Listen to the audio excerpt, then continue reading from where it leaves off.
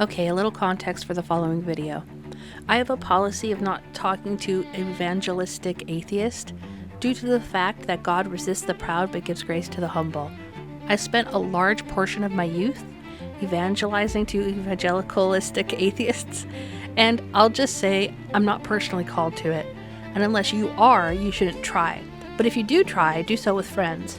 Unlike normal atheists, or agnostics, or even pagans, evangelistic atheists are aggressively dishonoring of the Lord and will degrade you, and they will degrade God in front of you, and they will twist and pervert. So it's scary ground, and again, unless you are in particular called, just don't. You might not realize how it can affect you. For me, it caused me to adopt an apologetic frame of God and the Bible, which is contemptible, I have learned. Real low-life, disgusting thing for a believer to do. Jeff Durbin and Russ from Abolitionist Rising really helped me find the right frame to speak from. But yeah, your company will form your character, so again, I do not suggest you go into these spaces unless you are called. I am dumb though, so here we are. Like I said, I don't evangelize to non-believers anymore. I think unless you are humble and seeking God, you can't see Him and might be given over to a debased mind and swimming in self-delusion. So I preach the word, and those ready to hear will come. But this video grabbed old dumb me because it was a call-in stream that stated they can disprove God. And while I knew that was preposterous, because I know who God is, but also because you can't disprove God. It's impossible to disprove a thing as possibly ambiguous as God. In a scientific framework, God is an ontological uncertainty, because science doesn't know God's ontological category, and because several possible categories would make him undetectable by design. Disproving God is logically impossible. Anywho, it was unfruitful, as you might imagine, but might as well make lemonade, I suppose. So introducing the Atheist series. This video in particular, this video is a particular portion of the conversation to highlight the trickiness and uncharitability of this group. But remember, you need to understand the framework I was coming from. I'm not here to prove to them. They stated they could prove to me, and they asked me if it was illogical for me to believe based on experience and not logical facts, to which I kept explaining to them God has proven himself in my life to such an extent, it would be illogical not to believe him. Then they went on to try to find holes in the fence. This is what this video is showcasing. Jess is a theist, so we're just working on deconverting Jess. No, that'll never happen. No, I know it sounds like you've got some stuff going on there. It's good to hear that you're open-minded, though. Well, I like talking. I like having conversations with people, but I know who my God is, so I'll never. But like, I'll share a story. I was living in a really messed up trailer, if you don't mind. If you got time for it. Okay, sure. It's short. Hey. Evidence, but hey. Okay, so and this is the kind of thing that happens a lot in my life. So I was living in a really bad trailer, and I wasn't able to move because of circumstances. And I'd had enough living in this trailer. And so I prayed. And I don't pray unless I really have to. I kind of leave that on reserve, you know. Well, within a week, my floor had a leak in the kitchen, and it bubbled up and it was breaking, and then there was an electrical problem. And so my landlady was like, "We have to get you out of this trailer." And then within a week of when I prayed that, they moved me into this beautiful, gorgeous new trailer. And it's great. And it's not crappy like the old one. And my dad also had a thing on his nose, and we prayed, and it was like cancer, and it was gone. And my whole life has just been like, that's what I mean when I'm saying like outside tangible things. Like God has always had my back, and I'll never deny him. I know who he is. How many times, hi, I'm Eric, by the way. Hi. How many times have you prayed and the prayer didn't come true in your life? Never, but to be fair, Never? No, never. But again, to be fair, I'm sorry, you've never prayed once, and you asked for something, and it turns out it didn't happen. Never that it was a desperate situation. He's always come every single time. He's always come through to me. But like I said, I'm not greedy about it. I'm not. Well, I'm not saying you are. Oh no, but like I don't pray for just like everything. And so, for instance, I'm not saying that either. Well, and there are different kinds of prayers. So like if it's not a desperate prayer, I'll be like, hey God, if you don't mind. But like I can't think of anything that he's never come through on, even like with like relationship problems I've had, or personal problems. Like he's always come through for me. That horn. Thank you for the super chat, Hizzle. Greatly appreciated. He asks, is this caller putting belief before logic? Are you? Well, it'd be illogical for me not to believe because of how he showed up in my life. In my opinion, would be yes, based off of this conversation. Yeah. Thank you so much for the super chat. Greatly appreciate it. That's actually why I'm asking that question.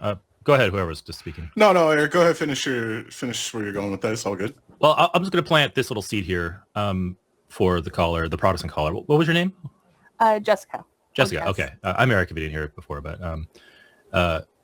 yeah, that's kind of the whole point of the questions. I'd like to ask you some more questions after the other person comments. I'm sorry, I don't see any names on the screen. It's collapsed, but collapsed. Okay, yeah.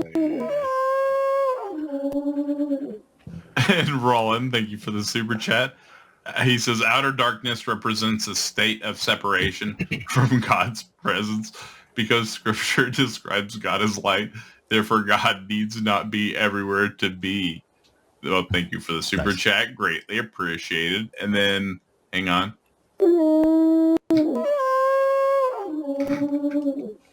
What the fuck?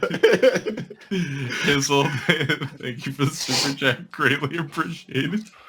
He asks, why pray for selfish things and not in suffering? That's a great question, Hizzle. Well, God's not a magician. I mean, he's not my It sounds like he was in your life.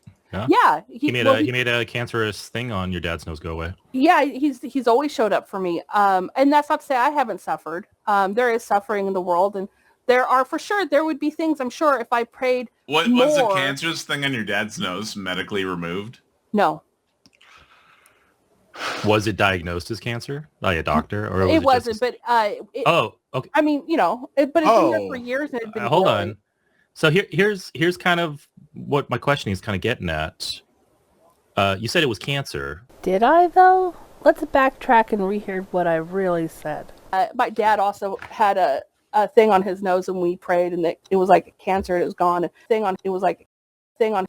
But now you just said no, it wasn't diagnosed. So I'm guessing you were assuming it was cancer. Is that more accurate? Well, it was similar to my great granny's cancer that she had. That's not. I mean, you guys don't have to believe me. That's fine. No, we're not saying that. I believe your story that your dad had a thing on his nose. You prayed and it went away. I mean, it'd been there for years and it'd been growing, and that's why he got scared, and we finally went in and had it. Yeah, but did you see what you did there though? Did you see what you did there though? You had this basic, anecdote, which I believe your dad had a thing on his nose, that you prayed and it went away. But you filled in a blank there, and you said it was cancer. And you said it was cancer. But you didn't really have that justification. So my problem, I guess, is I should have probably been more careful when talking with atheists that are very skeptical. And I should have said what I assumed was cancer. Do you think... So that's my bad. So I agree that, yes, when you're discussing things with atheists or skeptics and atheists, you should probably be really precise. Yes. And you said it was cancer. And you said it was cancer. When you're discussing things with atheists or skeptics and atheists, you should probably be really precise. Yes, and I will do that next. Don't embellish. Don't embellish. And you said it was cancer. And you said it was cancer. Yes, and I will do that next. Don't embellish. But let's take that principle. Why not just do that all the time? Do what? Be careful with your speech and don't embellish. Don't embellish. Don't embellish. And you said it was cancer. And you said it was cancer. Don't embellish and add things without justification. Well, so I should have said what I assume was cancer. I agree. But what my point is, assume it was cancer. My point is, imagine if we were believers and we just accepted your story full cloth. Thing on his nose, it was like cancer. So your story, your actual story, is your dad had a thing on his nose, you prayed and it went away. But then let's say we're believers and you tell us that story and you added, oh, it was cancer. And then we as believers will take that story uncritically and then go tell somebody else, and we'll add something else to it.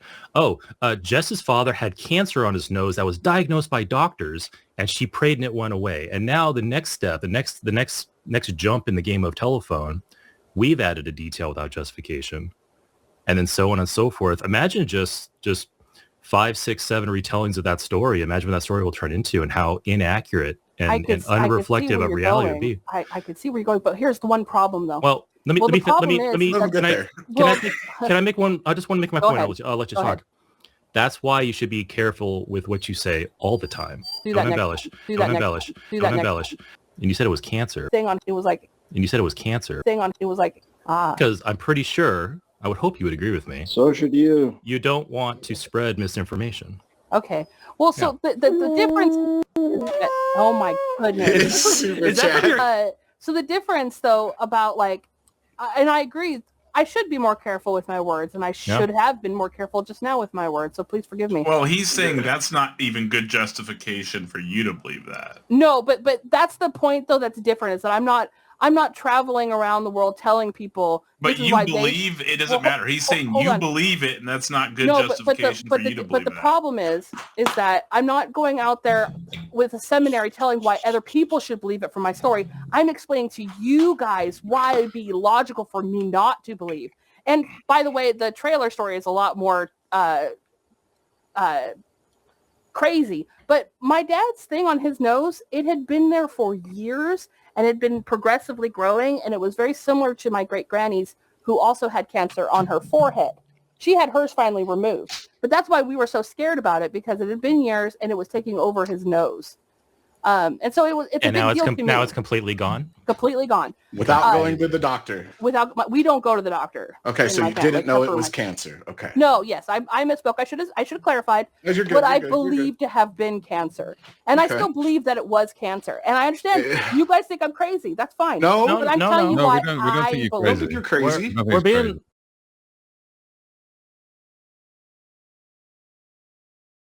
So for me to even begin to engage with your claims and not assume that you're just some crazy person, you